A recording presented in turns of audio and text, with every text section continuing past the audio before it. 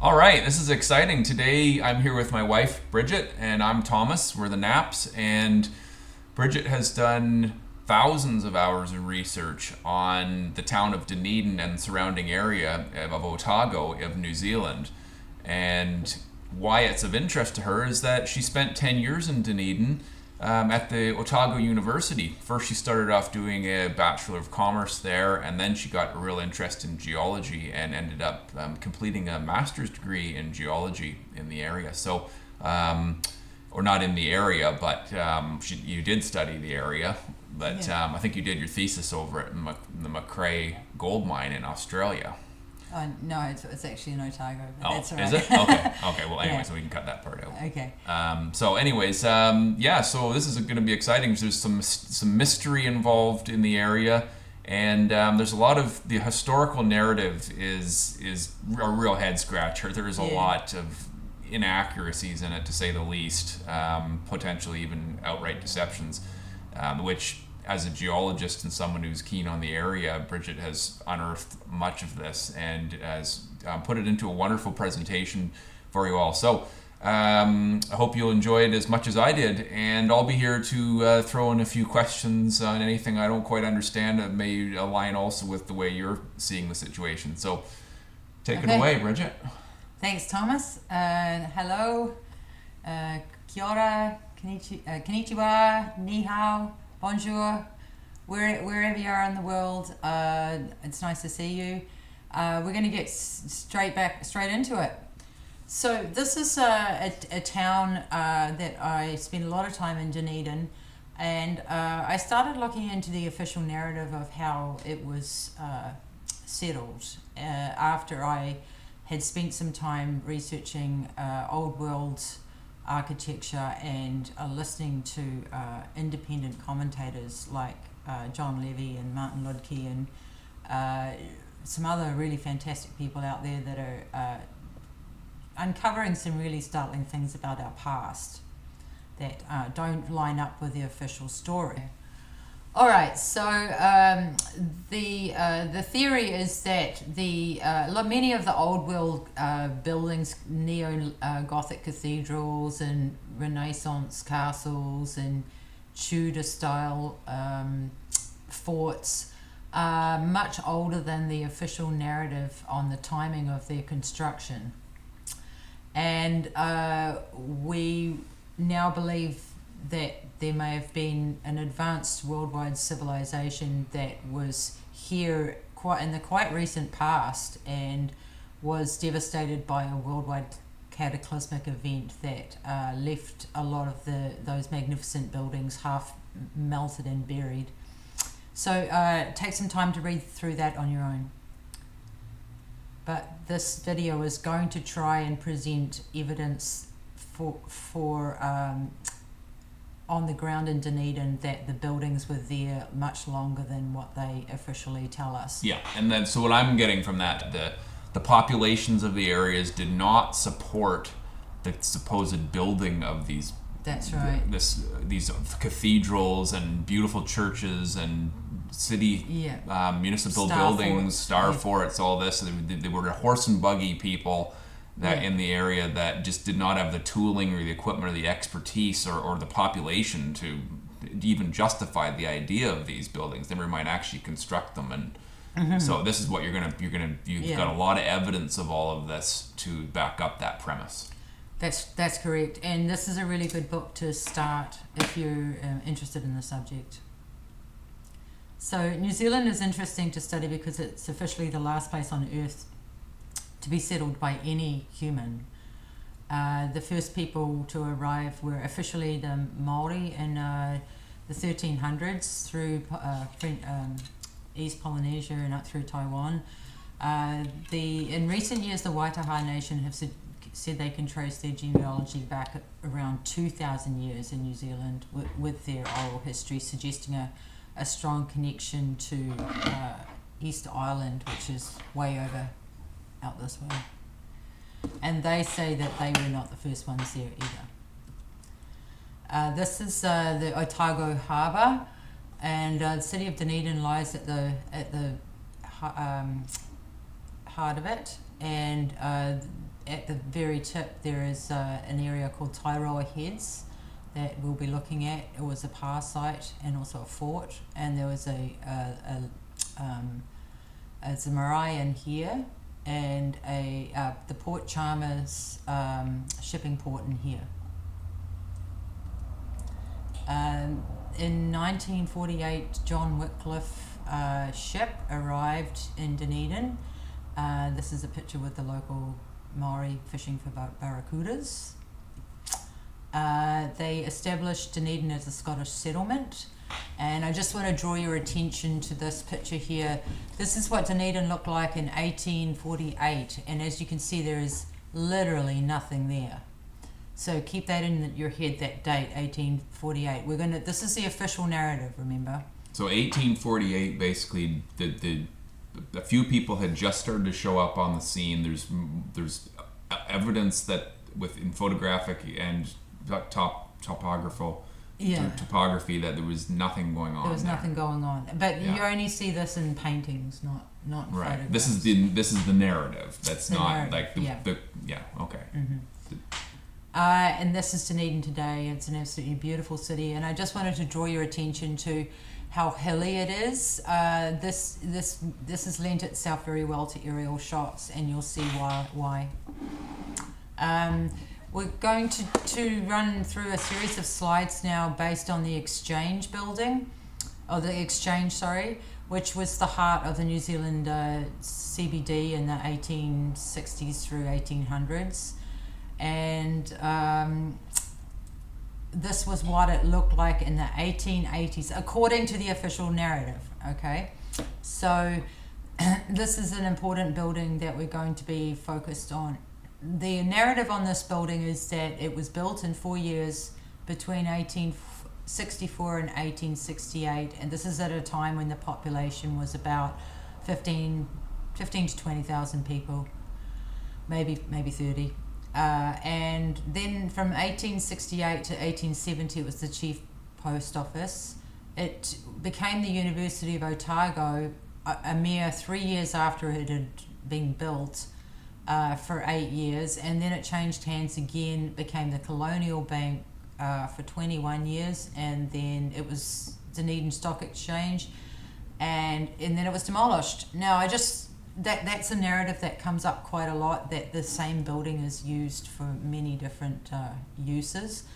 And this is the lovely building that they'd replaced that with. Which one would you prefer? I know which one I would. So this is the same stretch of road on Princess Street in 1861. The population is about 8 to 12,000 people. You can see it's very rudimentary. There's like little one-story timber-framed houses, one brick house here. So now I just want to point out, my understanding is that this is an official photo in the historical archives. That's right. But it's questionable whether it's even real. That's like right. It may be a faked photo. Look at all these strange people. Yeah, I mean, it looks. This almost looks like where your mouse is. That the people don't even look real. It looks blurry in that. Like it's. Yeah. I mean, something's not quite right here. Exactly. But it is an official photo. And this is the same stretch of road looking back the other way to this. Was a hill that was between the Exchange and the Octagon, which was a major barrier between in Dunedin at the time it was set up. So this is 1861 and then 1867 along the same street. Wow, this is incredible. Imagine that. So with that, in that short period of time, there's allegedly just knocked out all these beautiful Greco-Romano buildings. Yeah, neoclassical, oh my goodness. Beautiful. And this is another shot. Hold on, go back there. I think you said so. This here is supposedly the colonial building under construction. Like it's claiming in this photo, it's not quite done yet, and in here, like the tower there is not on it yet. Yeah. But yet we have the typical like whited out sky, retouched out. You can't see anything going on. Like it looks like again like almost like a faked. Yeah, exactly. Version, you know. Yeah. And this is just another angle with the colonial building under construction right here, just to show you that by 1868 it was pretty built out. But if you'll notice, there's no people. And there's also, all the buildings look really, really, really old.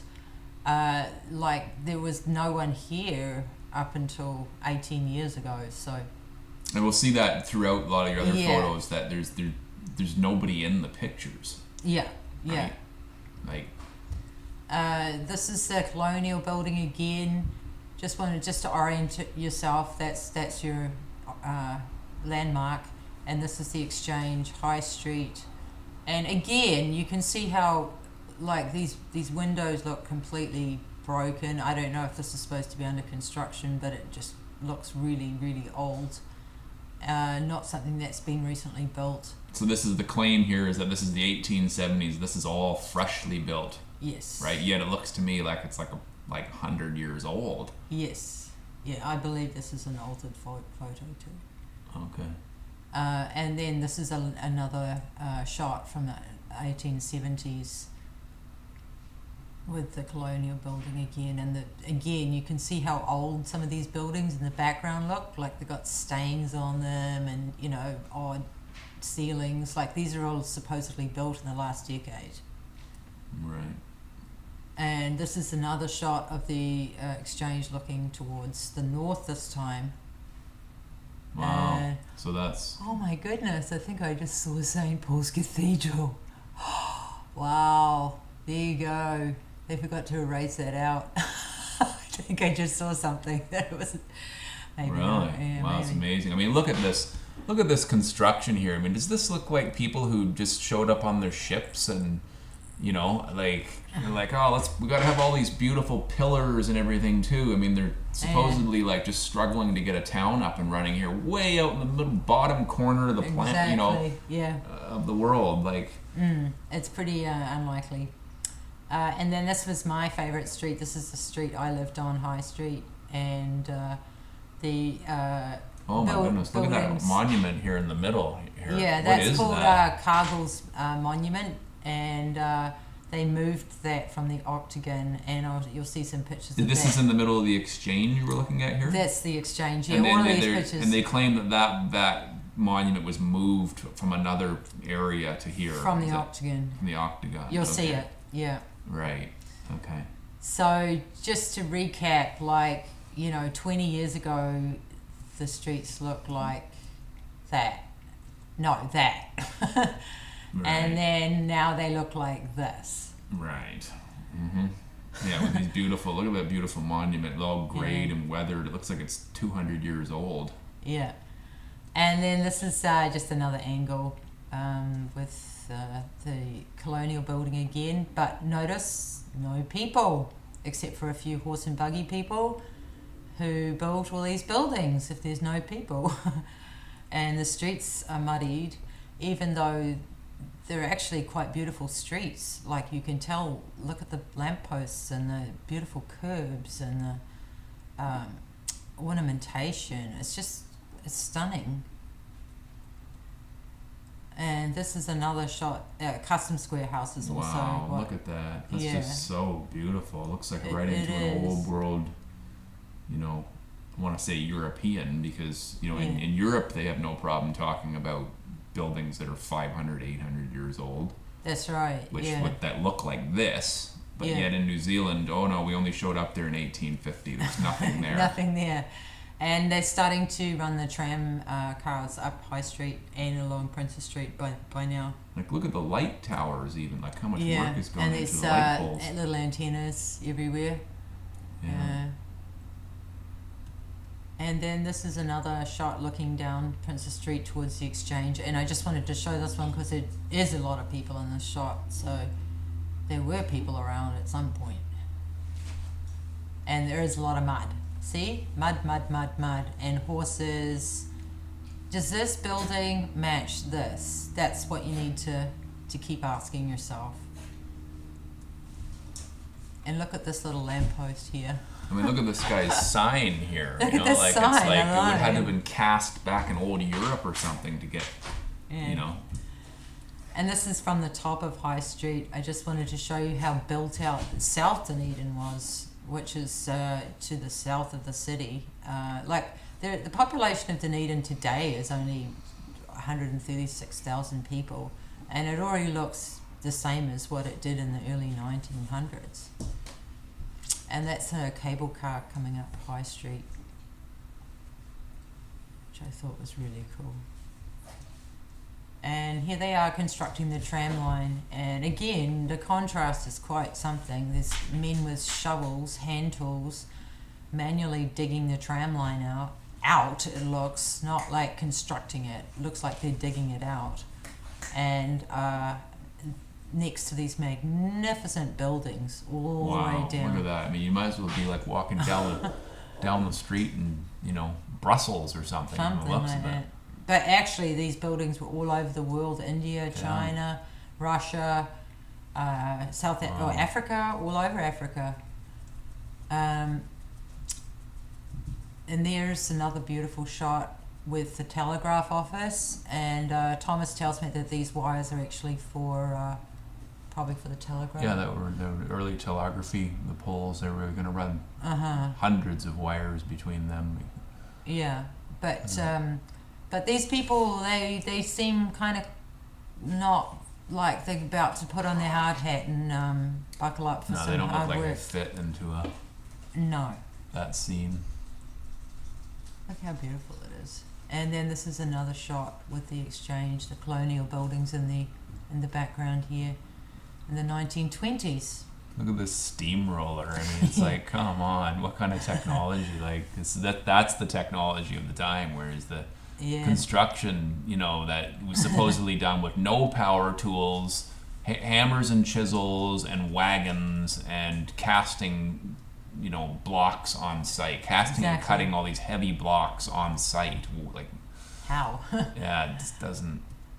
And that's just an aerial view. That's the exchange here, and then there's a street that runs along called Princess Street, and at the other end we're going to go there next to a place called the Octagon, and that's the first church, which is another very important landmark in Dunedin, and Queen's Garden, which is also known as the Triangle, and it's got a lovely triangular geometry.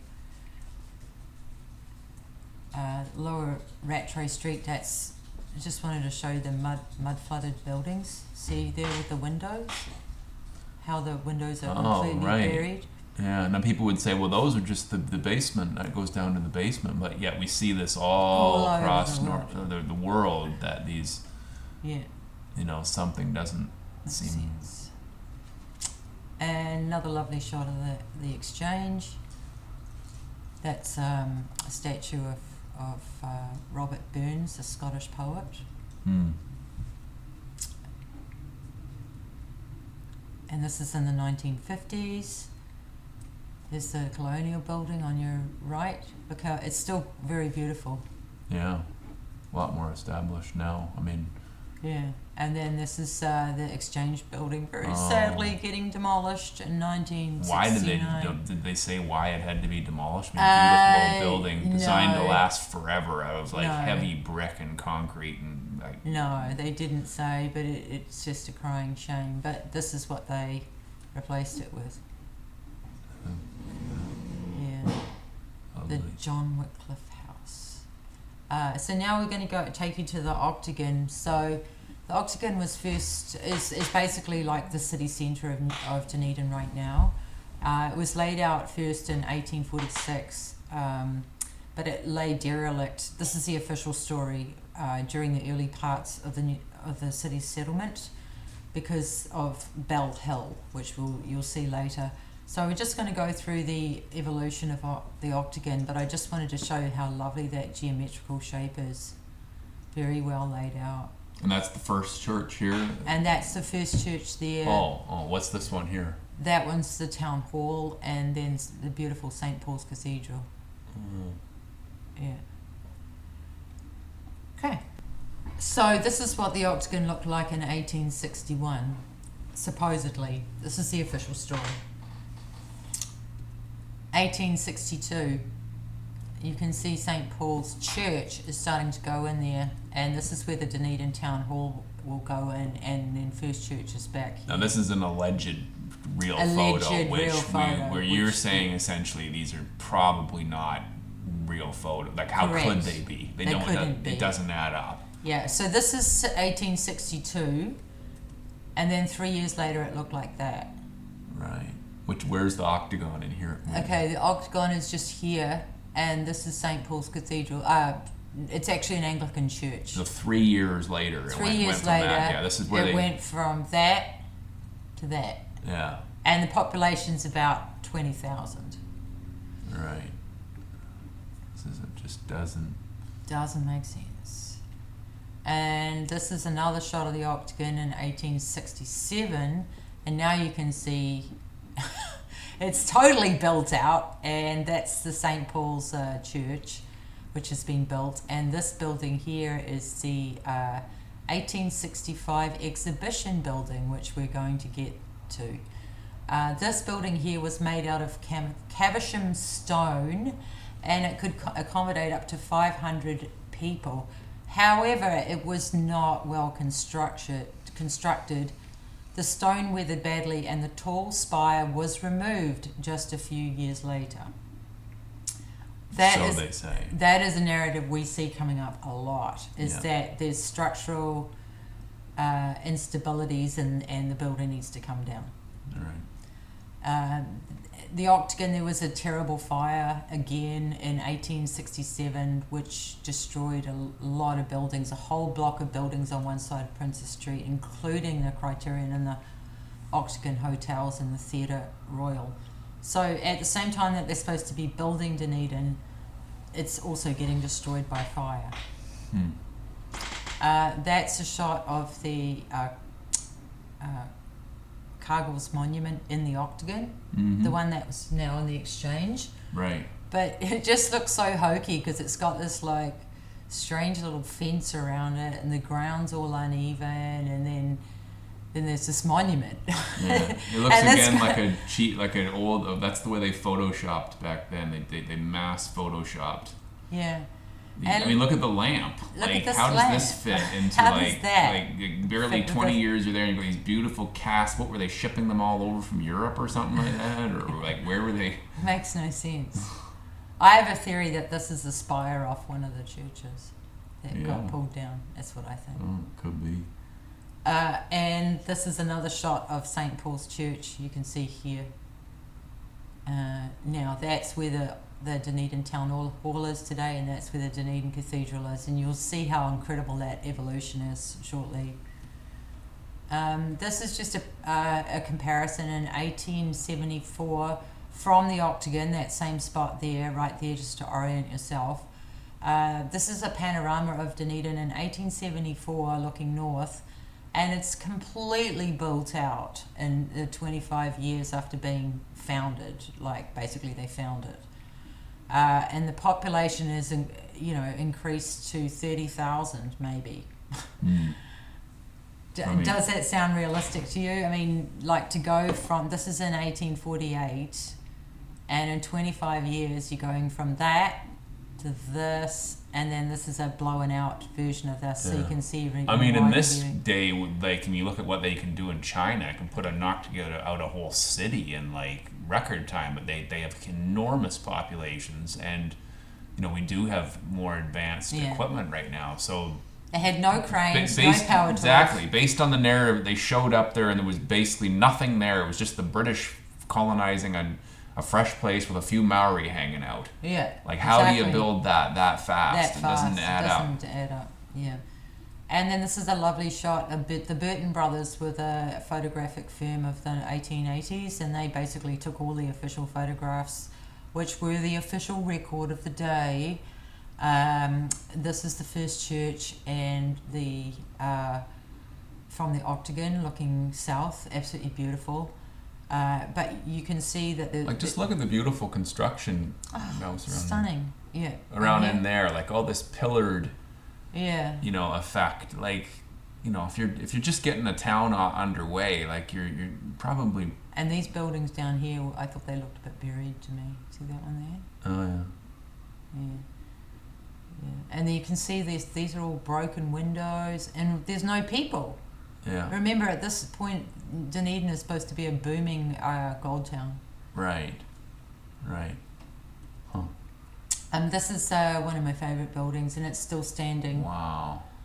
So the Dunedin Town Hall, but look at the tech on it. Like, it's got these. When you say tech, what do you mean? Well, I mean, what they believe from the old world is that we could, where they were harnessing energy from the atmosphere, the ether, basically etheric energy, and using it for lighting and heating. And these were antennas that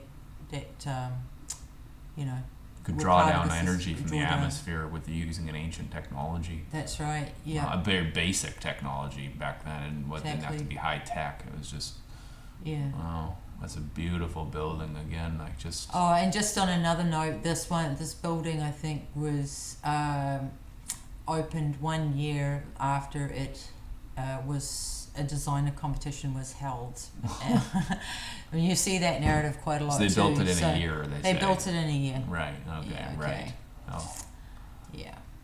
And then this is in 1890s, looking over the Octagon to the south, and you can see the first church and how stunningly beautiful it is. The city, but it's a huge city. It's not a small. Like, it goes all the way out to St Kilda, all the way around here, and there was no one here, supposedly 40 years ago.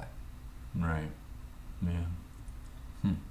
This is a shot looking down Princess Street. And beautiful. I just thought these were just so gorgeous. Yeah. I mean, again, not an early settlers type of power wiring lamp poles. I mean, this is supposedly saying early 1900s, so I guess that is 50 years later. But still, the level of detail and care is not something you see today. That's for sure. This is looking along the Octagon towards along Lower Stewart Street in the 1920s, and just wanted to draw your attention to this beautiful building. That's St Paul's Cathedral, which was supposedly built in 1914 in 2 years, and that's the tower, the town hall. Wow, what's this one right in the immediate foreground here? That's the Dunedin Law Courts. Wow, I mean, look at that, cymatic pattern, and then the front, all the details and the pillars. Stunning. And yeah. Wow. And then this is another lovely shot of St Paul's and the town hall in the 1920s. You can still see there's still not that many people around. Right. This is one of the few construction pictures I could find. This is this town hall was built in 2 phases. The first phase was in the 1880s, and the second phase was in 1928. And this is a supposed construction photo of that town hall phase 2, and this is the St Paul's Cathedral from the side. Now, I don't believe this is a real photo. Yeah, something a bit suspicious looking about these construction photos. Yeah. And then this is the back of the town hall, which was completed in the 1930s. Yeah. And then this is looking down Stewart Street towards the railway station, which is just a magnificent building too. Again, completely built out. And it's a lovely aerial shot of the Octagon. Wow, this is a real high res here. Yeah, so that's the town hall there, and the St Paul's Cathedral and First Church. It's just stunning. It's 100 years later, essentially. They'd say that after they kind of showed up on the scene, which is a fair bit of time. And that's the Octagon today, and both those buildings, thankfully, are still standing. This is the university where I spent many hours. I actually worked and studied in this building here, right at the end in the geology department. And this was my walk every day down High Street, and I spent many hours walking around the city, so I know it well. This is the steepest street in the world. Baldwin Street is in Dunedin, and I think it's really lovely because look at it. I mean, geez, why would you build a house on a street like that? You would not. Something happened with the topography, didn't it? Something happened to the I remember topography. when we went through Dunedin, walking up this street, like you were seriously out of breath by the top, and then I remember driving our car up it, and the engine just begging for mercy by the top. But it was like, this is criminal making a road this steep. I don't know. Yeah, exactly. And just thought I'd better throw in a few rugby pictures, seeing that it's the national religion in New Zealand, and especially Dunedin, the Highlanders. And they always do the haka before All Blacks rugby match, which is probably one of the main things you know about New Zealand. Okay, and last but not least, this is where I used to spend a lot of time at the Empire Hotel listening to flying nun bands, and the Dunedin sound was a really big deal internationally in the early 1990s. It's like a post-punk era grunge feel. And this is also where I spent a lot of time at the Captain Cook Tavern drinking. The interesting thing to note is see how it says established 1860. There's a reason for that. Like, they really want you to know that that's the guy that supposedly was the first European to discover New Zealand. Well, he wasn't anyway. We know that it was officially Abel Tasman in 1642. But they really, really want you to know about Captain Cook. So if we suspect that the houses were there in Dunedin beforehand, do we have any evidence of that with the local Maori population? And because they were living there, right? So they should know about it. The only thing I could find was an article from 1895 about a tragedy that happened in 1817. It was a massacre that happened at Whareakiki, I'm going to say that wrong, but Murderers Bay, otherwise known as, and it was a confrontation that happened between the British and the local Maori. And one of the things they say is on our approach, the natives all ran to the rising hills and left us in full possession of the town. This town consisted of about 600 fine houses, and perhaps a finer town never was seen in any part of New Zealand. They lit the town on fire. So hold on. This is in 1817. This is in 1817. That the British showed up here? This was the British. And they found a town finer than ever seen nowhere else in New Zealand, of 600 fine houses. That's right. That's totally inconsistent with this, like, showing up in 1847 and showing all these pictures that there's nothing there. Exactly. Yeah. So, yeah. Okay. Yeah. So, and also it's inconsistent with our idea of the Maori living in like little huts somewhere. Grass huts and all that. They weren't. Maybe they were living in quite nice houses. Yeah, right. Which could have been leftover houses from before. Either they built them or either they built. They were already there. They were were involved with the civilization that built them, or they built them themselves. I don't know. My instinct is that they had knowledge, definitely had knowledge of it. But as we know, it only takes 2 or 3 generations to destroy oral history. Right. If it's that's a really sad thing that they've done to us. So we don't know. That's why we're exploring it. We're going back and we're having another That's look. a big piece of evidence. That's there, a big though. piece of evidence. 1817. Keep that number in mind. That 600 fine houses, better than seen anywhere in New Zealand. Yeah. And then also what's interesting is said they say the fire. They set it on fire. The fire was lighted at the weather end, and in about 4 hours, the beautiful city of Otago, as we then called it, was laid in a heap. Sorry, that's my spell check. A heap of ashes. So let me get this straight. They set about. Do you think they're talking about little, flax huts here? I don't think so. It's a beautiful. They were fine houses, and they managed to torch the whole thing in 4 hours. That's again. Yeah, something doesn't add up. Really wonky story there, but that's official narrative, though, right? That is. Wow. Yeah. And then on the other side of the head, this is where we were before, and then just over here, so really not that far, there was actually a pa site right here. What's a pa? A pa is a fortified village, and that was like where they lived as well as were able to defend, because it was a... That's a Maori home, a pa, is it? Yeah, like a fortified village. Oh, they also fortified. had kaika, they called them, which were like not fortified. Pa had a specific meaning was it was designed to be defended. Yeah. But so yeah, like they do like archaeological studies, and it's like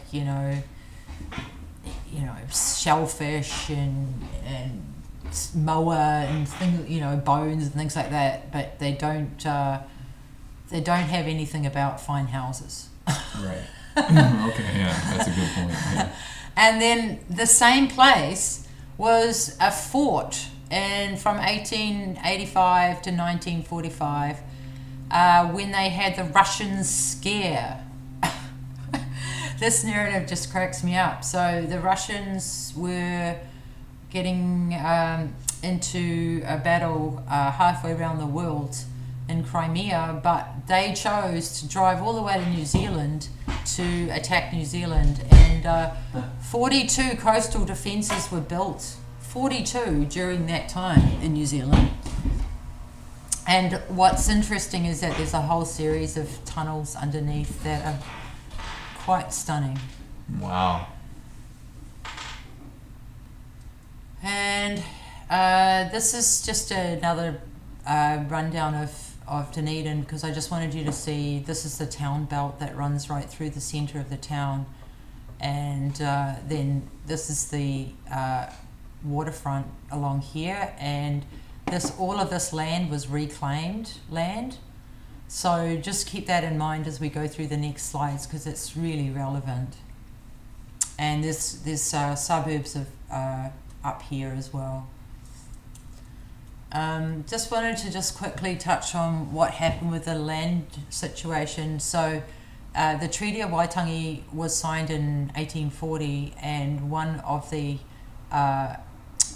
main chiefs of the Ngātahu iwi, Te Matinga Tairoa, who the head is named for, he sold the Otakau block to the New Zealand Company in 1844.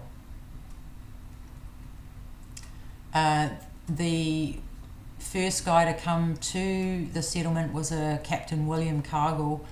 And this was a newspaper from 1850 that got quickly shut down, called the Otago News. They were pretty unfavourable to the local Maori, but they were certainly unfavourable to this guy too. They saw him as a la-di-da gentleman who they didn't relate to.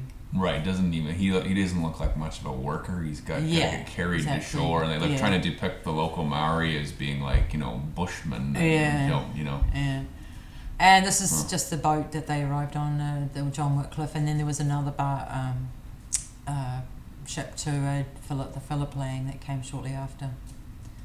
But bear in mind, like it only transported I think between them about 340 passengers. Okay. So it's very small numbers. So now that you've seen all that, think about what they had to do to build from scratch. Yeah. And this is really what they would have had to do, like fell trees, navigate mud. It doesn't make any sense. And this is an interesting article about what the conditions on the ground were really like in 1865. In the time of some scarcity of food, the Reverend Thomas Burns was applied to sell flour from his farm at Grants Braes. And this is just a letter to the editor in 1865, which is actually the best place to get information, is the people on the ground. And this merchant says, "I have been here in business 2 years, although it is nearly 3 since I left Glasgow, and I fully endorse all of your correspondence states. I have never seen such a misery in any part of Great Britain as exists here. To my personal knowledge, there's not more than 10% of the population that are able to get animal food. There's over 400 deserted houses in this city. What? Oh my goodness. Otago is in the throes of insolvency and is rotten at the core. So hold on, just go back to that. So this is in what year? This is in 1865. Okay, so 15 right years at the after. right at the time when everything's supposed to be booming. Right. This is a live report from the Scottish men that came to do business there, and says it's a miserable place. It's full of abandoned houses, but yet there's all these cathedrals, these churches, and what they were already been built by this time. No, they were starting. That was when they were starting to build them. Okay, yeah. So not quite. Yeah. Okay, so in 1861, the Otago Gold Rush was announced, and between 1861, so that was in 1865, that one. Okay. Between 1861 and 1890s, hundreds of buildings popped up all over town, and the population grew from about 12,000 to about 46,000. So what really amuses me is that this is a painting from 1860s. I'm not sure exactly what date, but in the 1860s, before a lot of these buildings were even built. And this guy had just said he's doing an artistic impression of R.A. Lawson's designs. Okay. This is R.A. Lawson's vision of the city. That's right. Yeah. Right. R.A. Lawson's vision for the city. Yes. Yeah. Quite a visionary.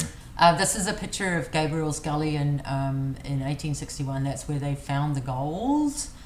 And again, I'm not like wholly trusting of paintings, but I do have some real pictures too. And there was a railway line that was constructed to Central Otago, Middlemarch to Hyde line in the 1870s, and you can clearly see how this does not look like they're building it. They're moving all of this out of the way so that they can access that. It was already there.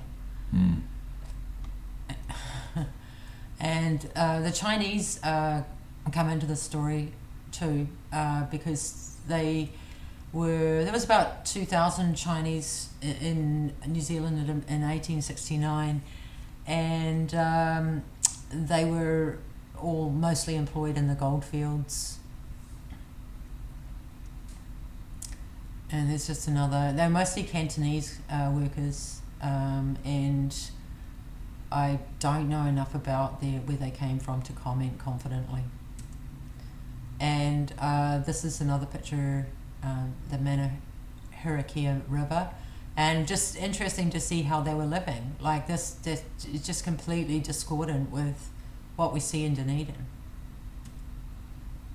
So let's go back to this picture here, which is from 1861, and we're going to look at infrastructure because it's important, right? You're starting a community from scratch. You need roads, you need sewers, you need water, you need plumbing, all of that stuff, right? And you need construction materials. So this is just an article from a book that I have called Picturesque Dunedin. Sorry, it's not an article, it's in a page, but it just talks about the roads. In Dunedin, it was the battle of the streets, and it had 3 phases. First, every man who bought a section, even in the least accessible spot, loudly demanded good access should be at once provided for him. Okay, so it sounds like they built someone purchased a section and then wanted the road to get to the section. Right? Okay. So was the builder, the house was there before the road? That's what that kind of implies. No systematic plan had been laid down as to permanent levels for very valid reasons. There was no available talent to work out a suitable plan, and if there had been, no cash in the exchequer to pay the labourers for his hire. Hence, some houses which had in the dim past been built on piles were, as the wag of the day described them, dwellings on stilts, had now the doorsteps level with the street, and others that had in the same misty bygone times been built level with the surface had now the croon of the causeway topping their eaves.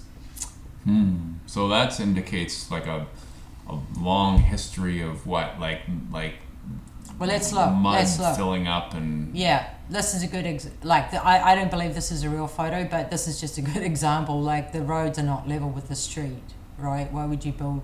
I don't know. that goes up on an angle. I see the roadway huge. Yeah. But so back to that previous one with that writing in the book. This is in what year are they saying this was again? That's in 1850, just 1850, after just they got right. Okay, just supposedly after they got arrived. there. Okay.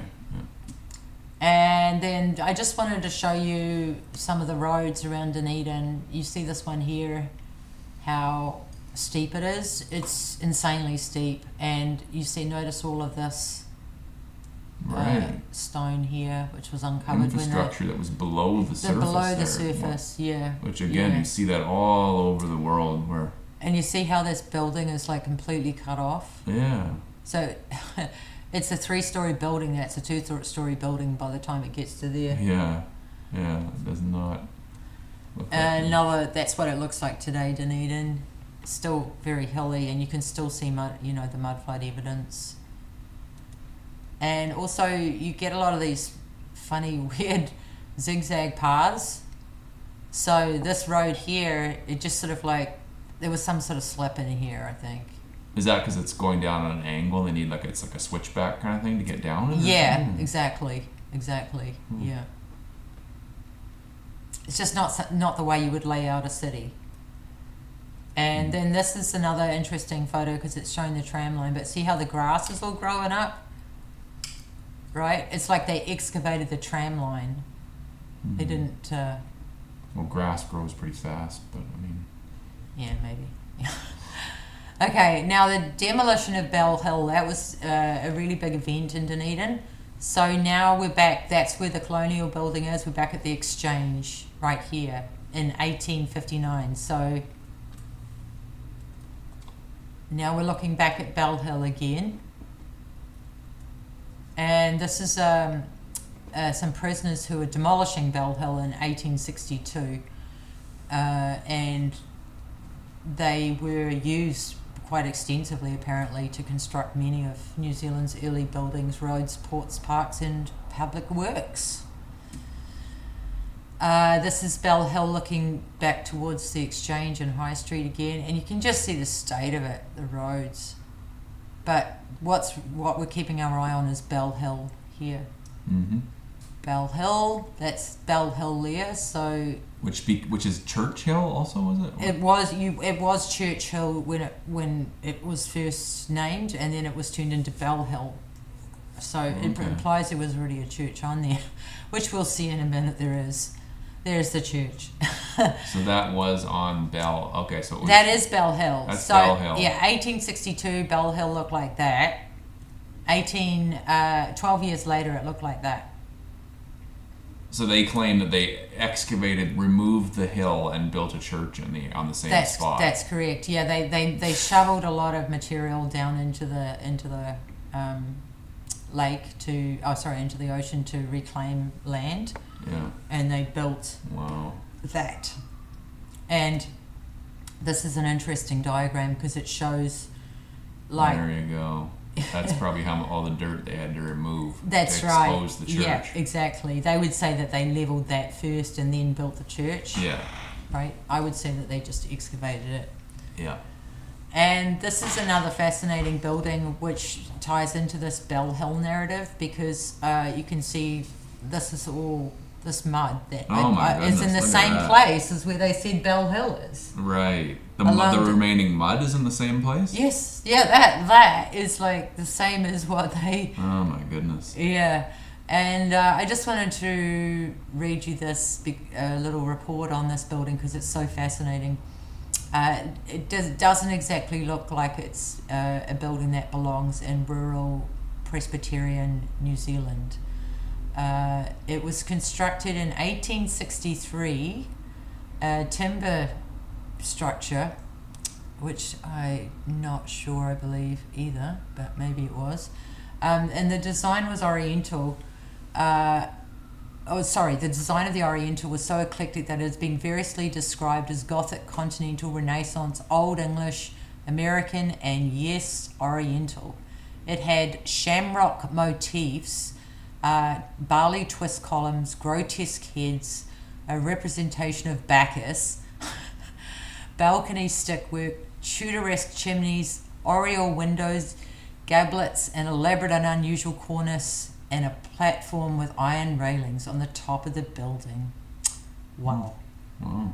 Okay. Does seem a bit out of place for that kind of time frame.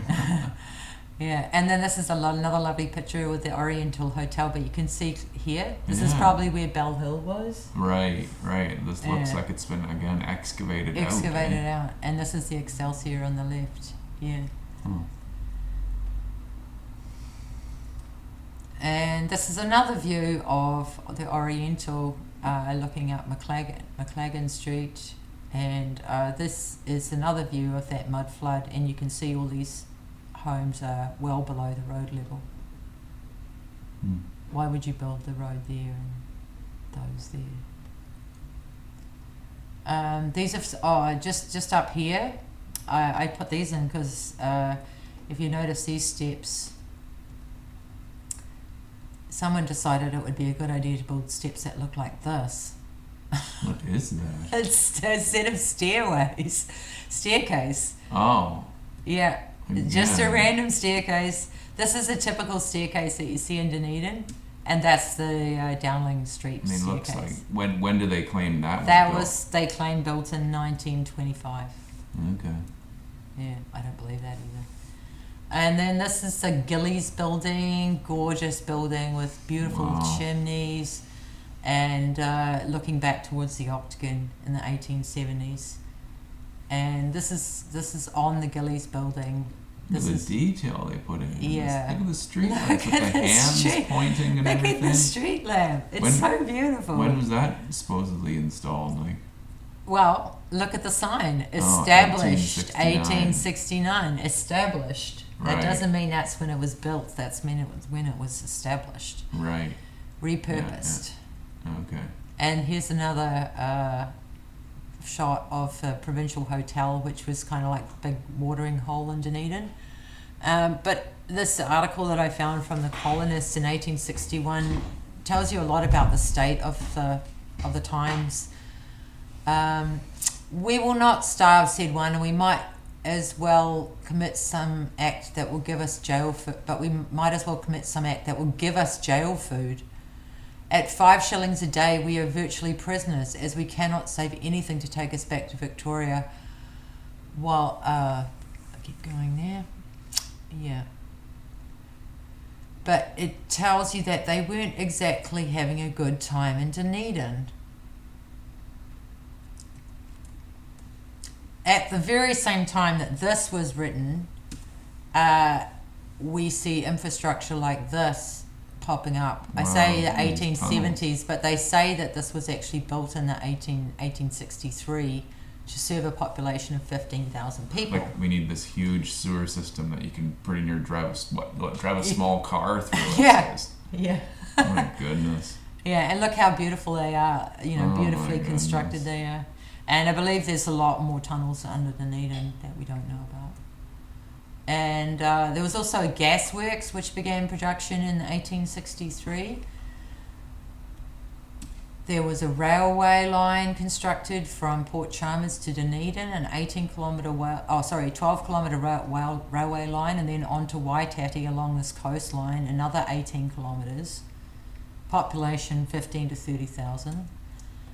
And then there was also this railway line here built, which was an 800-metre tunnel, the Caversham Tunnel, and the Chain Hills Tunnel, all constructed in the around 1872, with a population of 16,000 or so. This makes zero sense. I mean, why would you need? I mean, you're preparing for the future, I guess, but you don't have a population to support that kind of construction.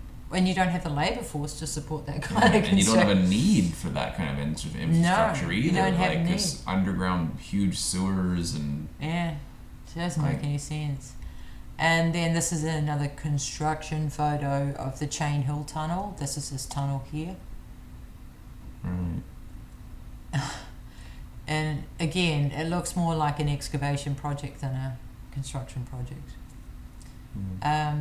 And then we go from the 1870s and the railway, and then this is just a beautiful picture of the Dunedin railway station in 1904. Wow. One of my favourite buildings. You saw that photo previously in another, incredible. This is again, wow, in the 1930s, yeah. And they say that was built when? The 1930s. Oh, no, sorry, that one was built in 1905, they say. But look at the detail on it. It's just absolutely stunning building. Jeez. Is it possible that was there before too? Absolutely, it was there How before. can they keep that concealed from out of history books for 50 years? I don't know how they do it, but there's something wonky about the way. Yeah. It's still quite a long time ago, 1905. Yeah. Yes. Yeah, and then shipping was a really big deal for the whole area, because that was the way the goods were traded up and down the coast. And Port Chalmers was the main shipping port at the time, because the sandbars were often, it was a deep water port, and it was easier to navigate. But they also had a lot of shipping in Dunedin too. And here is a amazing picture of what the Dunedin waterfront looked like in the 1880s. Oh my goodness! Can you zoom in on that to look at the look at it? Can I zoom in? Let's look in behind. Well, either way, just point. Look at them behind there. It's all what looks like it's highly established. See, pillared buildings in behind there, and this is in the 1880s. It looks like a booming city behind there. About 35 years after they showed up. Yeah. Oh my goodness. This doesn't look at the spires and the cathedrals to the right hand behind that ship there. That's like an old European city already, it looks like. Exactly. Yeah. Wow, that's one of the best photos.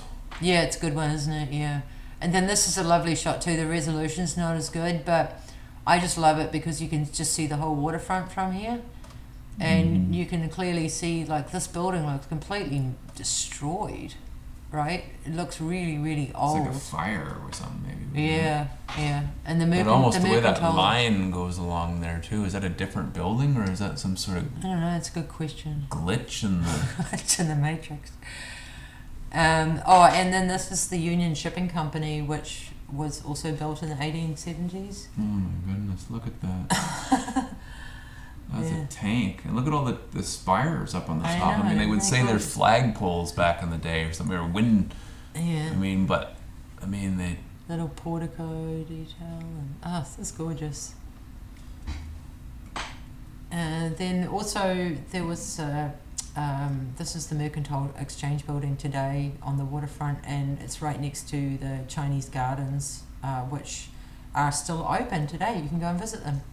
The Lanyon Chinese Garden, which celebrates the Chinese community in Dunedin, which is one of the oldest because of the gold mining, apparently. And then this is another phenomenal piece of infrastructure or industry, a paper mill at Woodhall, which opened in 1876 apparently. And I just thought this was a fun cartoon which gave you a idea of what was going on with the businessmen of the day. And there was basically a lot of bankruptcies and a lot of embezzling cash to the motherland in England, which was really what the whole point of all colonization is to funnel the money back to the bankers, and that's what they did. This is the gasworks. Or maybe I've already put that one in. No, I haven't seen that. Oh, I did? Gasworks. Oh, yeah. So, in the early 1860s, Dunedin's only lighting after dark was by candle or oil lamps. So they started a gasworks in 1862. And this was opened in 1863. I don't know. To make gas for the city or something? That's right, yeah. Okay. Yeah. But look at the building itself. Were they going to pipe it or tank it? That or something, I'm not sure. And there was also a foundry for I think it says here, like, ornamentation, ironworkers. Oh, ornamental, Yeah. iron workers, Baron Chamber. What? Oh, that's the name. But it's very, Oh very my hard to goodness. find.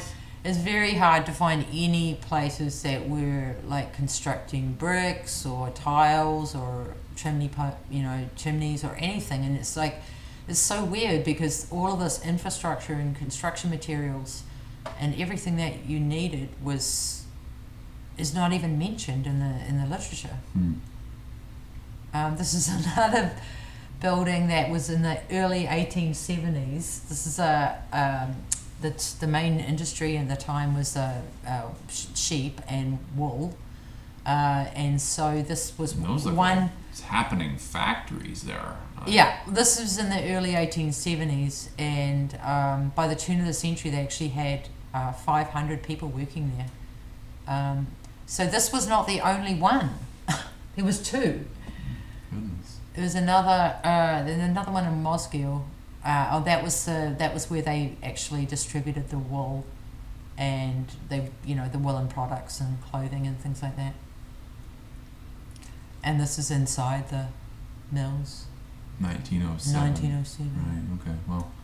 And this is Mosgiel, which is a town on the other side, but that's another woolen factory that was also operational at the time to serve a population of like 30,000 people. Makes no sense. Well, I mean, they were presumably exporters of wool, but I mean, they were. But and those factory buildings don't look like old world either. Like they look like those. That looks like. No, I think that was old world. So that again, and okay. Like you look at all the window, like definitely old world. Yeah, that's what I don't believe. see all the pillars and the spires. Look and at all the that, chimneys. but- yeah. Okay, and now we get into the World Fairs. So, the World Fair story is one of the things that really attracted me to this subject in the first place, because we see these World Fairs popping up all over the world in the late 1800s and early 1900s that are just phenomenal, and they showcase the buildings are supposedly built to be temporary structures, but some of them are still standing today. New Zealand in Dunedin had one in 1865, which was visited by approximately 31,000 people in 1865 when the population was about 20,000. Okay. This is the building. That's the central building of the exhibition. That's right. Yeah. Of 1865. Of 1865. 15 years later. Yeah. Again, a time when a true Scotsman who was there described That's it right. as being nothing but mud and misery and no money for investment or anything. There's already that building there, and they're about to have a fair. A fair, and the population is drunk and broke, and would there's no money for rather go to investment. jail than just to get a bit of food. just to get a bit of food. Yeah. And this is looking back at the exhibition building, and just to give you an idea of how strange it is, like look at the state, the type of houses that are around it, and then look at this. It makes no sense. Why would you build a building like that? Can't see it very clearly in this one, but the No, other I've got houses another around one. there. Okay, no, Yeah. that's So that looks like Russian or something. I know, it looks Like sort another of whole style. another whole style, Moorish or something maybe. Right. Yeah. And then this is the exhibition invitation. But look at the detail on it. Like That's the same building there. This is the isn't it? same Okay. building, yeah. Wow. And that's a shot inside, looking very Victorian. Paintings. I have a theory that what they did with these exhibitions is that they collected all the stuff they'd stolen from the old world and then displayed it at the World's Fairs. Why? Why would they do that? I think they wanted to assert themselves as being the authority on technology, Oh yeah, right. so Yeah, I've that heard theory before, too. everybody would follow their Yeah. lead. But what people don't realise is that they've actually been suppressing technology all this time. They showed the technology and they essentially took it all away and then drip feeded it. That's right. Drip fed us back to us over the last 150 Exactly. years. They took control of the technology narrative. Yeah. And then this is just a nice shot again of Dunedin, of that exhibition building. It's just such an amazing landmark to, That's long gone. Yeah. Down, I guess. Yeah, they got long gone. And then just the only photos I could find in building materials, like of quarry transport, was these. Oh my goodness. So, okay, you're going to build a building like that with transport like that. Wagons and horses. Yeah. Wooden wheeled wagons. Yeah, and a lot of the buildings in Dunedin were built from Oamaru limestone, which is shown here. This is actually in Oamaru, which also has a lot of amazing buildings. Is Oamaru limestone is there a limestone quarry there? There is, yeah. There is. And yeah. they say all the materials were transported from Oamaru to Dunedin. That's right. And it was like 112 kilometres away. Oh, right, okay. And fun fact, Oamaru is the steampunk capital of the world. Bet you didn't know that. Because it has so many amazing so-called Victorian era buildings. So just the land reclamation story is quite interesting, because if we look at this area now, which you should now be familiar with, the land was pushed way out into here, and they used the material from Bell Hill to do that, and other elevated areas. So let's look at that story. So the old shoreline went along here, and now it's down here. So there's a huge amount of land reclamation that's gone on.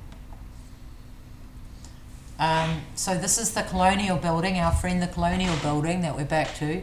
And you can see this is a 1870s photo, and it's right on the waterfront, right? It's on the waterfront. Yeah.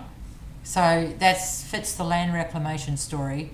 This is a picture from the 1880s, and you can clearly see that it's completely built out back here. Oh. I believe this land was already reclaimed. Oh, and covered in buildings. And covered in buildings. So the picture on the left is, again, like a fake. A fake. It's a fake. It doesn't make sense. Yeah. And now we get onto this amazing guy, Robert Lawson, who designed, how many buildings did he design? This many. 46 churches, 21 banks, 134 houses, 16 school buildings, 13 hotels, 15 civic and institutional buildings, and 120 commercial and industrial buildings. And I spent all this time actually screenshotting them all and putting them up here because I just couldn't believe it, that it's impossible. Yeah, that Absolutely anyone impossible. would believe that he was capable of doing that in over a 40-year career. It doesn't make any sense. That they would even be able to construct that many buildings over that time. And it's Exactly. interesting because this narrative is repeated everywhere. Across the world, that one superhuman architect made, they just, couldn't, they tried to consolidate it all onto one person that they, designed and...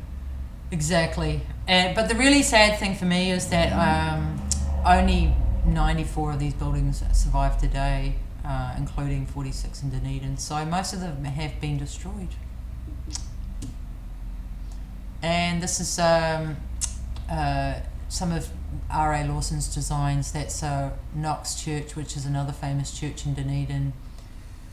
And this is another shot of Knox Church. It's a really stunning building. And that's one of the windows from inside, which I thought was really cool. It looks like some sort of cataclysmic event. Maybe, I don't know, Frying Cities. And the Alpha and Omega over here. And I just thought that was a lovely picture. And now we just want to talk about religion for a while, because for a Presbyterian settlement, it sure had a lot of different other denominations. They had Wesleyans, Baptists, Hebrews, Jewish, definitely Roman Catholic and definitely Church of England, which were competing for the parishioners for business with the Presbyterians, I guess, who were only actually 65% of the population. But the population was basically less to 2,000 people. So why on earth would you need so many churches for 2,000 people? Because it was estimated there's about 40 churches in Dunedin and the surrounding area that are magnificent stone churches, stone and brick churches.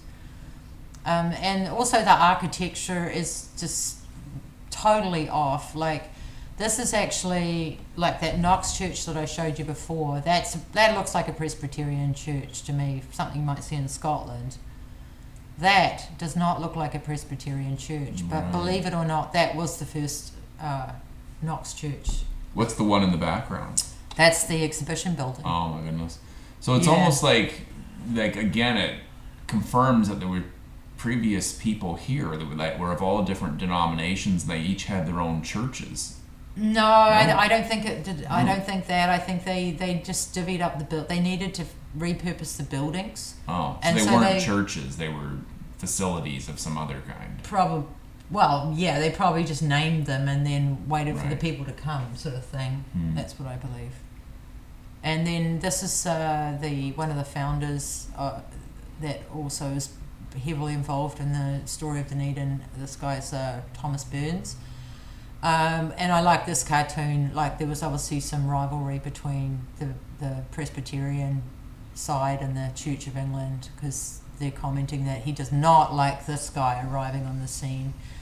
And so that's just an interesting commentary. It's a lovely panoramic picture that I put in just to show you how much weird stuff there was going on in the harbour. Like, it looks like this was all built out to here almost. And that's a nice picture showing in the same street that there were two different churches, a Wesleyan church and an Anglican church in the same street for a very small population. And also mud flooding again. And yeah, I mean, who puts a building up like that? That's not... Yeah, and you see how the way that it looks very different from what it used to look like. You see this all over the place too. They chop off the spires and all the beautiful, well, not that part, but most of the ornamental stuff, and then paint it some. I mean, it might have been rotted and damaged too, right? I don't think so. I think they just didn't want it to be beautiful. And then the Iona Church also is a R.A. Lawson design. Oh no, I'm sorry. It was not an R.A. Lawson design. It was a Nathaniel Wells design. Oh, he was another architect at the time, eh? There weren't that many. There was William Mason and R.A. Lawson. And this one was foundation stone laid in 1871, and the building was opened in 1872. That church there on the right is built in 1 year. That's right. That's right. Yeah, this is superhuman. And this is the church here, and this is the lovely little town of Port Chalmers, where the ships come in. And this is just another church showing the levelling. So quite often you see these architectural drawings where they've got levels showing, I think, where the dirt was, and where they want to clear it down to. That's my interpretation, but I could be wrong about that. But I just wanted to show you, this is the architectural design for Hanover Street. This is what it looked like. This is what it looks like today. And this is not the first church on this site. That was the first church on that site. So how do you know that category? That's what the official story says. I don't believe that for a second. Oh, okay. So this is what they say, that was it. That looks like a wooden church, the first one there. That is. This is the church that's here today. This is what they say was the first Hanover church. That's a drawing there. That's a drawing. Yeah. I don't know, or some kind of... And then this is just two other R.A. Lawson designs, Masonic halls. in Oamaru. Look at this place. I mean, goodness me. I mean, the population in Oamaru today, bear in mind, is 14,000 people. My goodness. Yeah. So back then it would have been like a couple, I don't know, whatever, like 1,000, 1,500. And yet they need this beautiful Masonic hall. Yep, and the St. Mary's Church in Timaru. And I just wanted to show you this one because it's such a ridiculous construction photo. I mean, this is laying the foundation stone of the St. Mary's Church, Timaru. You always notice that the construction photos just always so happen to be incredibly blurry. You know, you can hardly make out anything in the construction photos yet. Yeah, and they had photography. Yeah. You know, they could take a clear picture if they wanted. Skies are always blanked out, and that's like those. This is one of my other favourite buildings in Dunedin. It's this St. Joseph's Cathedral, which is a Catholic diocese, and there's some like a monastery right here too for the nuns. And this is a picture of St. Joseph's Cathedral back in the day. It's massive. And look at it; it's absolutely massive. And I don't even understand this photo. Like, it just seems unreal. But when was it built? Allegedly? This was started in 1878, and it was completed in 1886. So it did have a slightly longer construction. But still, I mean, look at the enormity of it. Like, it's 30 years they're into it. We need a massive cathedral. Yeah, for a Presbyterian settlement. Yeah, that's a really great idea. And then here's St. Patrick's Basilica in Oamaru. Oh my goodness. Again, a town that still only has 14,000 people. Yeah. So it had basically no one back then to speak of. Designed by the same guy, this Petrie guy. Wow. And this is a picture of it inside. Look at these columns. Corinthian columns and gorgeous ceilings and just stunning. Now, this is another R.A. Lawson design. This is Otago Boys High School. In 1885 it was built. And it's one of the oldest secondary schools in Dunedin. Wow. And actually in the whole country. That's the entrance to it. But this was not the first school. It was moved. Oh, that's it there, right? That's it there. Look at it there. Yeah. Just a stunning location. Looking to North Dunedin. This is the first Otago Boys High School. Oh, right. Okay, another. So this was established in 1864. Look at it. I mean, it makes no sense. It's 1864. Right? Yeah, it's like some neo-classical Greek temple with balconies and porticos. It just makes no sense. Yeah, heavy brick and concrete. And this is a construction photo of that same building. Oh, okay. This is it here, supposedly. Right. Yeah. Convenient. There. Pretty Well, grainy. it's way off in the note. Way off. Nothing is legible. You can't. Like 1862. You can't see anything. And then I just included this one because this is another R.A. Lawson. But I just all these little lovely architectural details, like this little stunning minaret that looks like it could belong in, Yemen or, I don't know, anywhere in the world, really, doesn't it? Yeah. I don't know my style. Morocco, maybe, or, I don't know, Persian. It's just interesting to me that, like, these two don't seem like the same architectural style, and yet they're in the same building. Now, this is just like a close-up on the university. So, like I said before, this is the first location for the University of Otago, and then this was the second. That's it. Wow, look at that. Oh, yeah, right. They moved it. Well, I guess they say they built the university. That's when they say they built it, within a couple of years. 1879. Okay. I've got some older photos here. So they're saying that this whole thing wasn't built when this photo was taken. Like this was all coming down here. Oh, okay. So that wasn't built yet. Yeah. And then this is a weird photo of it just sort of sitting in a field. Yeah, it looks like it just doesn't look right. Like the fence is all basic and it's a modern fence put around it. Yeah. And then this is a lovely photo of it looking south again with the buildings, supposedly under construction. Oh.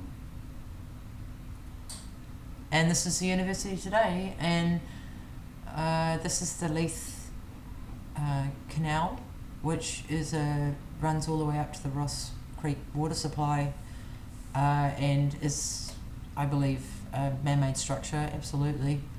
So, who made it? Wow. Beautiful school to go. You went to school there for absolutely. 10 years. Wow. Yeah. It's gorgeous. Must have had a real absolutely old world gorgeous feeling about it. Oh, it's just gorgeous campus. Yeah, and this is what they would say is Oamaru limestone, and then local bluestone or basalt, or Port Chalmers breccia, I call it too. And then that's another shot with the Allen. Oh, this is the Archway building. It's just a gorgeous building. And that's the Leith Canal with the big bridge. But you can see like all the detail they put into building their bridges.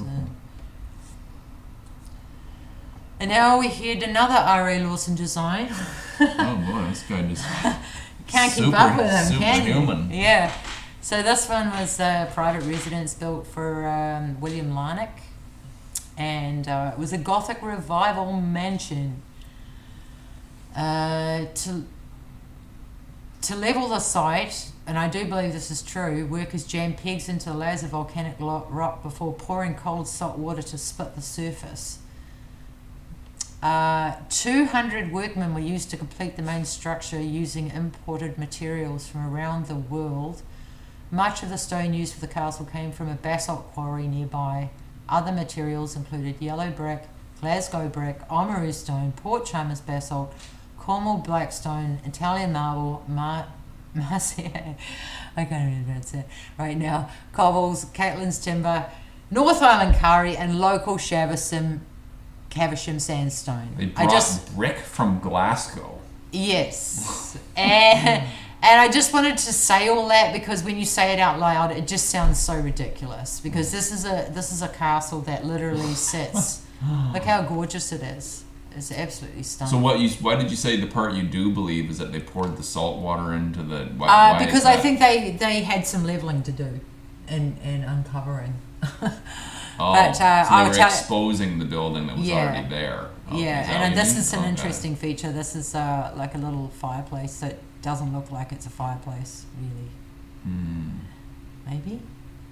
There's a lot of suspicions. There's a lot of suspicions around these fireplaces. That actually used radium and did not burn wood. Exactly, yeah. But look how gorgeous all the paneling is, and the flooring, and look at the ceiling. Like, it's stunning. And just one more, just to show the grounds. Wow. And this is just an article from 1875, and it just suggests that it was already there, Larnock Castle. Hitherto, the place was only looked upon as an eminence, unfitted for the residence of bipeds. So it sounds to me like it was already there. Yeah. Take the time to read this stuff on your own time. I'm not going through it. I just wanted to put the information up so that people could, research for themselves. Don't take my word for it. Go and look up stuff yourself. And this is just another feeling of what was going on in the town. Again, look at this beautiful lamppost. We have a lot more arrivals from home lately, poor unfortunates from Glasgow and London. It's positively melancholy to see them loafing about the streets, dodging about the numerous hotels to get a drink, and visiting pop shops to raise the wind on what few little valuables the poor deluded wretches have left. But even that last solace is denied them now, for the pawnbrokers have had to shut up shop and clear off the place. I think the only people who are really making money are steamboat proprietors who are rapidly carrying away the population to some more prosperous colony. Remember, this is at a time when they were telling us that Dunedin was booming. It was supposed to be a gold rush boom. Huh. And yet the reports clearly people indicate that it's far from booming. It's a place of poverty and exactly. Like a lot of drinking and stealing to get enough food, and people that say they can't even escape. They're like prisoners to the town. Their wages are so low. Exactly. And just flicking through these to show you. What's that? That's a shop. That's in Dunedin. Oh too? yeah. Wow. The detail. I mean, we don't even near a building like that today. People say, "Oh, we could if we wanted to," but it's not really. It's not really true. I mean, sure, we could if we wanted to, but we don't have the organizational ability. Nobody can. Or the vision.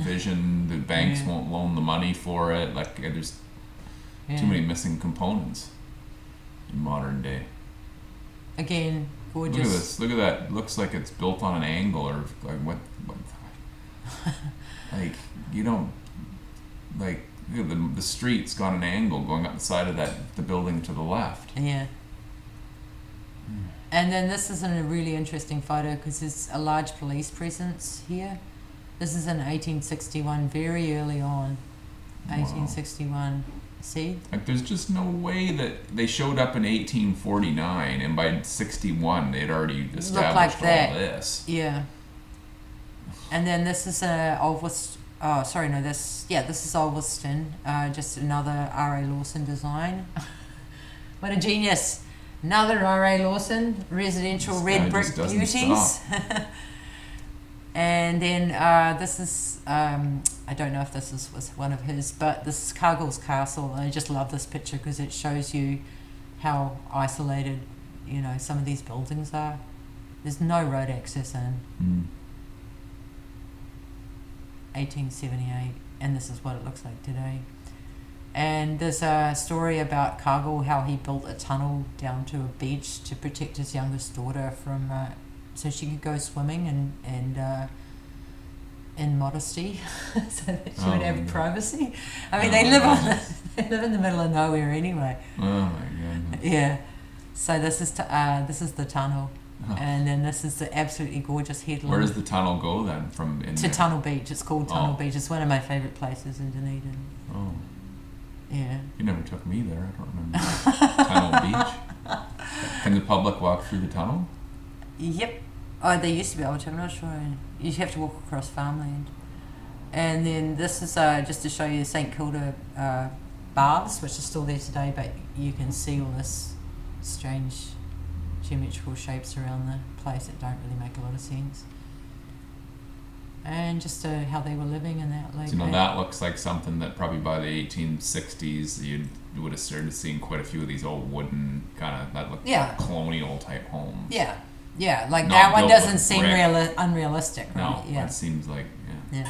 But then you have things like this built in 1882, Spates Brewery. Look at it. Look with all of the crazy street levels. And then back to this, like... Right. But magnificent homes, too. And then this is St Kilda Beach in the 1890s, and I just wanted to draw your attention to all this brick, I think it's brick. Right, wow. That's quite a retaining wall. Quite a retaining wall. I guess, it's a fortification to the... There's nothing behind it, really. It's to protect overall, And then that's St Kilda Beach today. It's an absolutely gorgeous place if you get the opportunity to go. I think we went there. I remember that. This is the town belt, and I just wanted to show this because this is the only photo I could find, but there was quite a lot of beautiful homes through the town belt, including Ulverston. But I found this. I think this is in the Botanic Gardens now, this fountain. But look at this building in the back. Look at the antenna on it. What year are we talking about here? 1870s. So why would they need a huge antenna? I guess they would say, well, it was a flagpole. But yet there'd be like 10 of them on one building usually. Yeah. And then There was another. So the first exhibition was in 1865. The second one was in 1889, and this was down on the wharf. And another New Zealand South Seas exhibition, and you can clearly see it's completely built out. Like this does not look like a fair for a population of 40,000 people. It just doesn't. I mean, well, presumably people from around the world were coming to the fairs, but again, not really, because it was still just the middle of nowhere. 1889. Yeah, like why would you have a fair in the most remote place you could possibly ask in the world for Westerners? Yeah, and that's expect anyone to show up other than locals. See, there's a huge organ here. Wow. And just built out. Like, it doesn't look like some sort of temporary structure to me. I could be wrong. And they also had this baby, which is not a good resolution, but it's Otis Tower, it was called. Any thoughts on that, Thomas? Some kind of technology, it looks like. Yeah, some kind of Tesla oil or something. Energy harvesting technology, I would say. Mm-hmm. And then this is the third exhibition. Wow, there was a third one too? Oh yeah, this is in 1925 to 1926. Oh, and by the way, this exhibition, there was, I think, 300 and something thousand attended. Okay. It's a lot of people. It's a lot of people. Like 10 times the population of Dunedin. But. Yeah, and then this one was down by Logan's Park, up the north end of Dunedin, but... Using all the original facilities? I don't know. It's just such a mystery to me, honestly. This is another shot of that exhibition. To me, when I see all these, it's like they're covering something up. I don't know what it means. I don't know what it means. But there was a lot of land reclamation that went on around there too. A lot of land reclamation. Right. Hmm. And then now we're going to move on to Seacliff, which is pretty much my favourite building in the world. It was a psychiatric hospital that was built in 1879. And 1879, and that was its location. It was the size of the place. Yeah. Was that completed? Like, when did... It took officially 1874 to 1884. All the buildings were completed, but it was open in 1881. Okay. Yeah, it makes no sense. 4.5 million bricks constructed on site. There was nothing here at all at the time. Look at the beauty, look at all the little minarets around there. It looks like a Disney castle, it really does. In fact, it looks very much like Balmoral Palace. If you pull up a photo of Balmoral Palace in Scotland, you'll notice it looks very similar. And that's it. And look at this rinky-dink fence along the front here. That's all from the later on era. That's the later on era. It's holding some sheep in or something like. Yep, exactly. Again, it looks like another spectacular building just sitting in the middle of a field. Exactly. Like all the other wooden homes and whatever around it just got washed away. And if there was some cataclysm that. This is R.A. Lawson's design. Oh, okay. He designed Seacliff. Right, of course he did, yeah. And this is his architectural plans. Oh.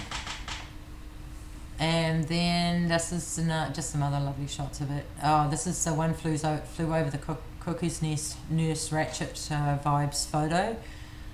The nurses are doing their exercises in the morning or something out in the front. Something like that. Look at the building, though. I mean, it's stunning. It's a serious facility, which was, they say, designed to, care for insane crazy people. Like, and how many people were supposed to be in this building?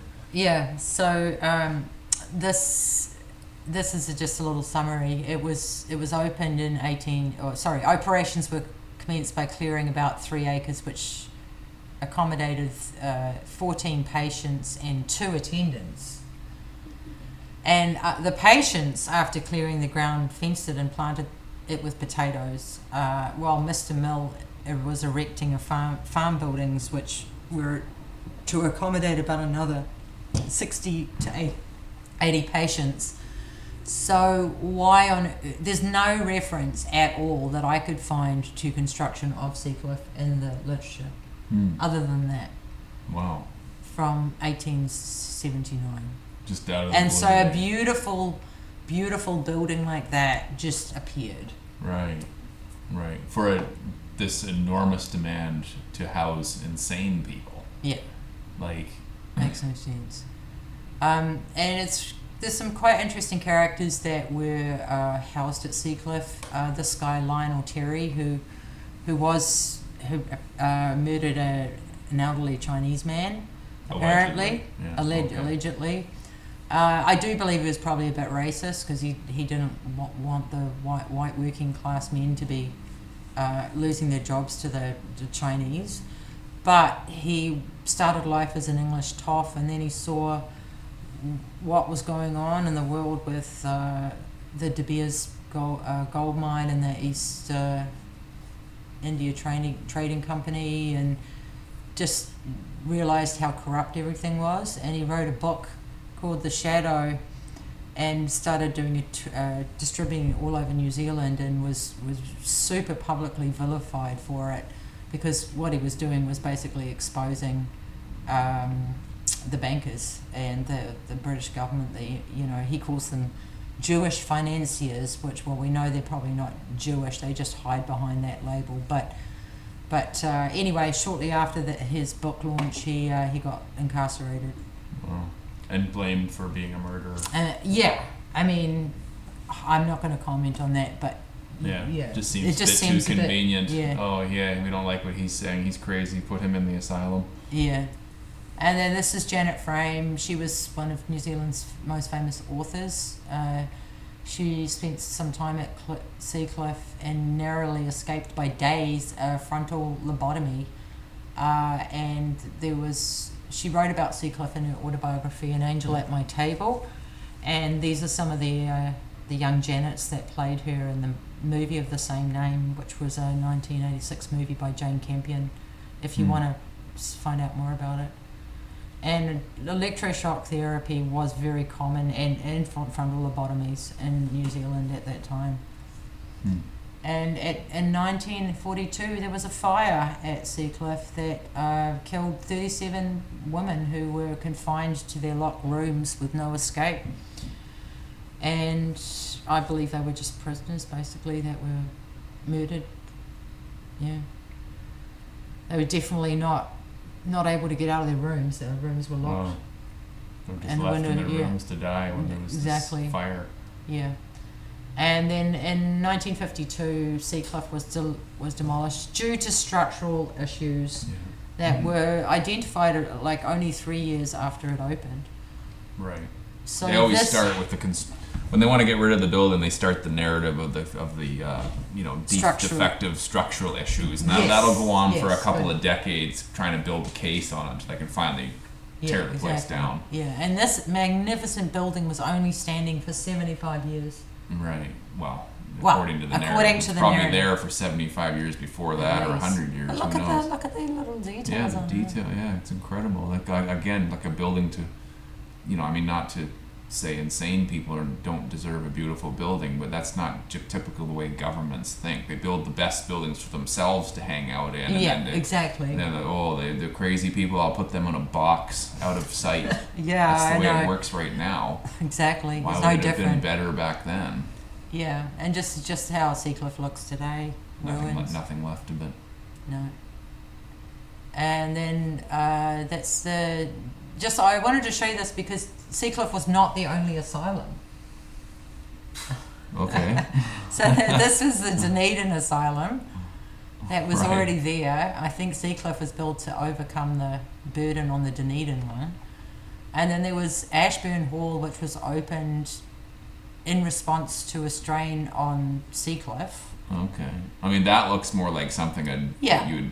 But I'm just saying, why do you need so many asylums for a population of 40,000 people? Well, this is the big question all around the world. These asylums were. Oops, that one didn't come out right. But this is the Caversham Institute, which is another building that's sitting out in the middle of nowhere. They called them the benevolent society or institute, but really it was just another prison, another asylum. It was being used as, again, a repurposed building. Yeah. Oh, and by the way, there was children at Seacliff and here as well. Yeah. And babies were born at Seacliff. Right. So there's a lot more going on there than... And then there was orphanages. There was at least 3 orphanages in Dunedin. Grants Again, Brace. another theme happening all across the world in this time frame. Mornington. Insane people and orphanages. And yeah.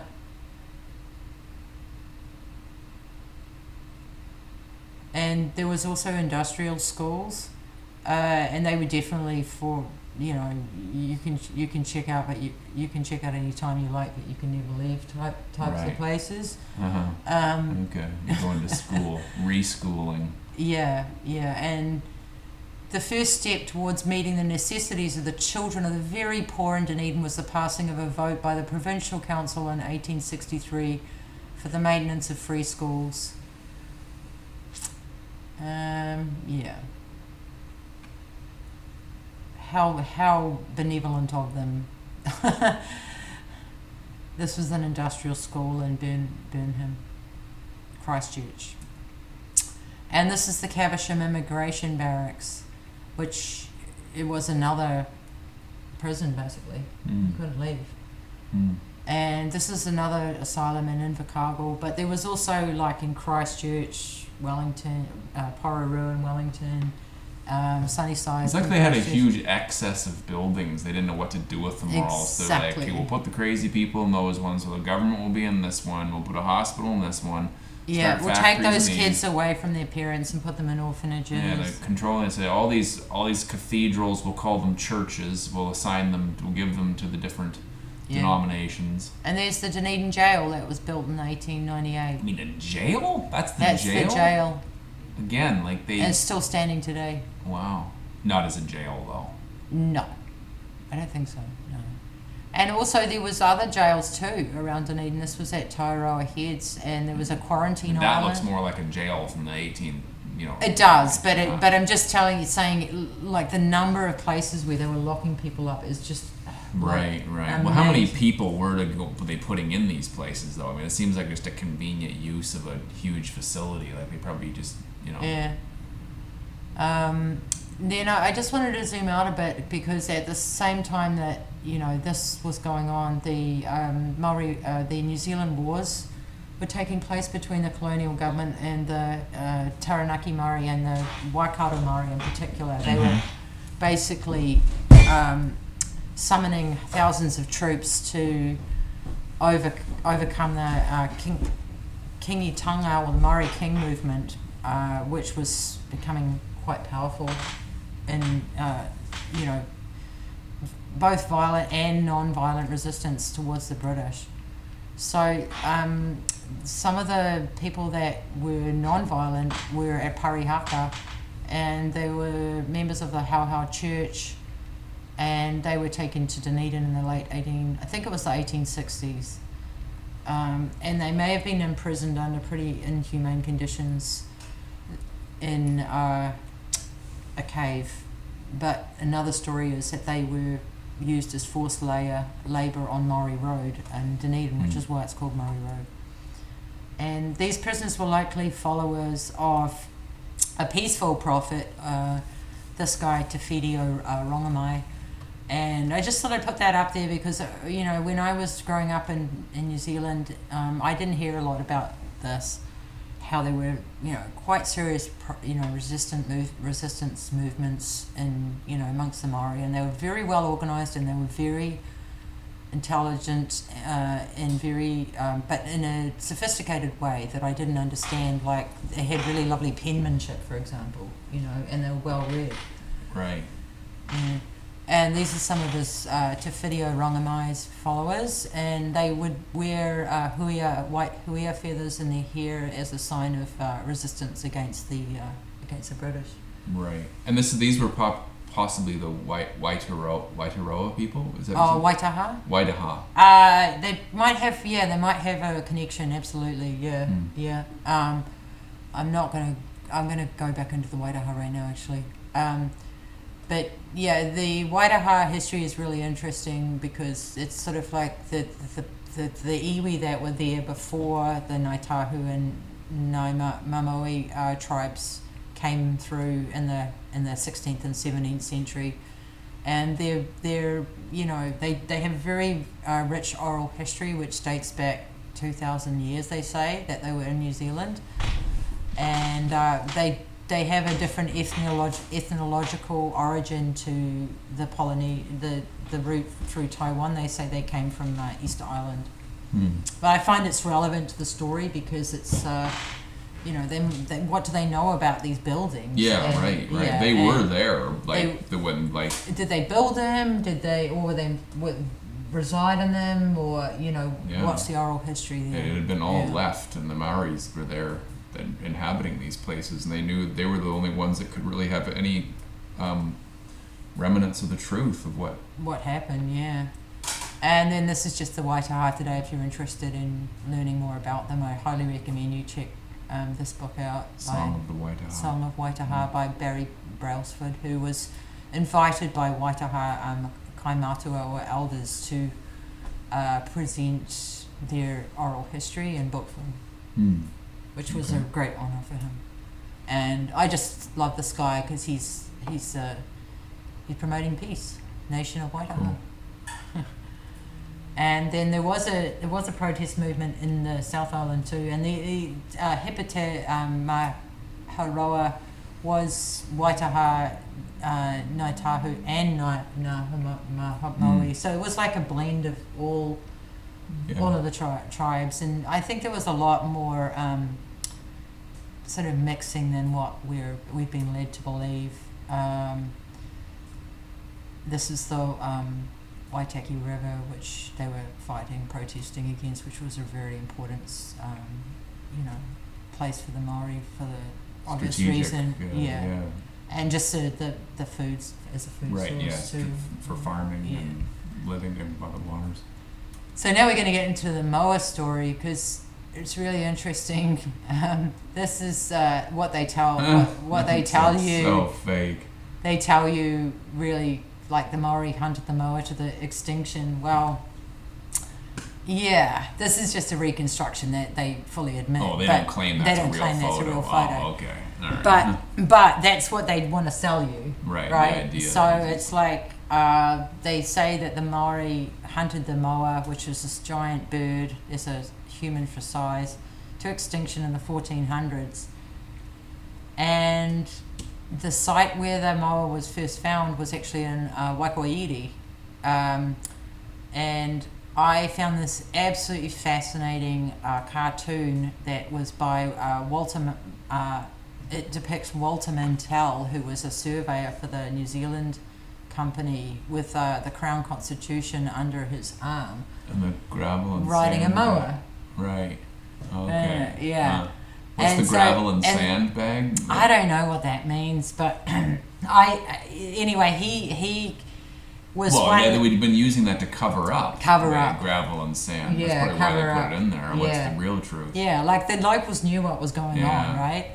So this fellow, he uncovered he removed hundreds of moa bones and artifacts from that site. Right. Yeah, but to get into the real thing here, it's it's possible that this was a cover up for bones of giants. That's right. That's what I'm getting to. The moa is questionable whether it was even a thing. The 1400s, they got rid of them all. I mean, come on, hundreds of years ago, they still have this perfect story they knew exactly about. Exactly, and actually, in the oral history of Maori themselves, they don't have a lot of, evidence for the moa existing. And anyway, this fellow, conveniently came up with the moa story, and I thought that it tied in well with the giant story. And at the same location, these are two kaimātua of, I think she was Kai Tahu and Kari Hurapa descent on her mother's side But she was actually Pequot, North American and European on her Whaler dad's side, and he was a giant man with dark skin and blue eyes, and she herself was over 6 foot tall. And so what I'm getting at is that I think there was a lot more marriage and international travel than what we realized going on at that time, and that the ethnicity of people is very mixed, you know. And she was a giant lady. Look at her compared to her friend, you know, like she's big, man, like tall and large. And then, I just put this picture up. That was what the Maori looked like when they to Abel Tasman when they first came to Golden Bay. Okay. And they look quite different to what I would. Look more of an Asian than yeah, they do. It's hard to tell what they are, but. And then this is pretty much my last slide. It just this Bones is when of giant men found in cave. Yeah. Oh. This is when Abel Tasman first went to the Bay of Islands in 1642. He described very tall people near Cape Reinga, and he said upon the highest mountain of the island they saw 35 persons who were very tall and had clubs or staves. When they walked, they took very large strides.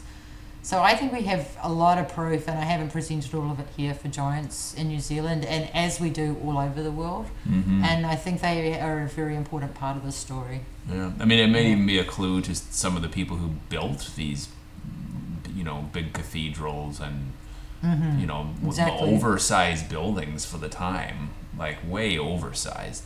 Yep. And I just wanted to finish with that one because I just think that's a lovely picture of someone decided to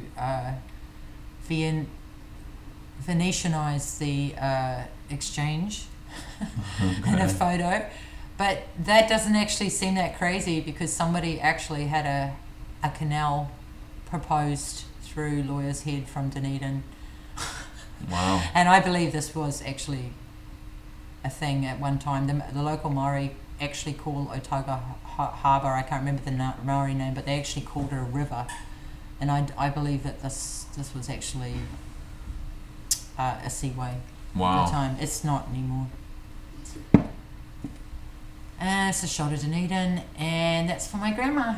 Oh, dedicating your work to your grandmother. She was a wonderful woman, so intelligent and a true academic. Yeah. She has truly inspired you too, right? Holding our little firstborn baby Lorian there. Yep. So cool. That's it. Okay. Well, it was light when we started, and now it's dark, so I'm not sure how long this film's going to be, but I hope you enjoyed it. I mean, I'm sorry about the small typos, but I hope you get the overall message that I've been trying to put as much integrity into this project as possible by reviewing things from all angles. And I used to have a geology professor who said, move around the outcrop, and that's what I've tried to do in this presentation. That Dave? No, that was Rick. Rick, okay. Yeah. Well, yeah, great. I mean, it was so fascinating, all this information. And then I think some of these heavy hitter YouTube channels like John Levy and My Lunchbox, like none of them have done Dunedin yet, but they've focused on even a lot of smaller towns, even on, like, I mean, I think they'd be interested. No, they have done Dunedin. They have? Actually, oh, okay. John One Levy's of them did. Was it? John Levy. Not to near the detail that you did, though. No, he does deep dives. That was like a deep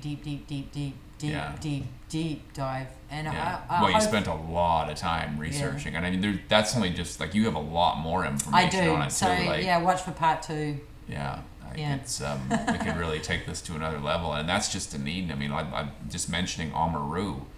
I mean, again, population 14,000 today, maybe 1,400 back then. Yet they have these cathedrals and municipal buildings, and just out of this world architecture for the time.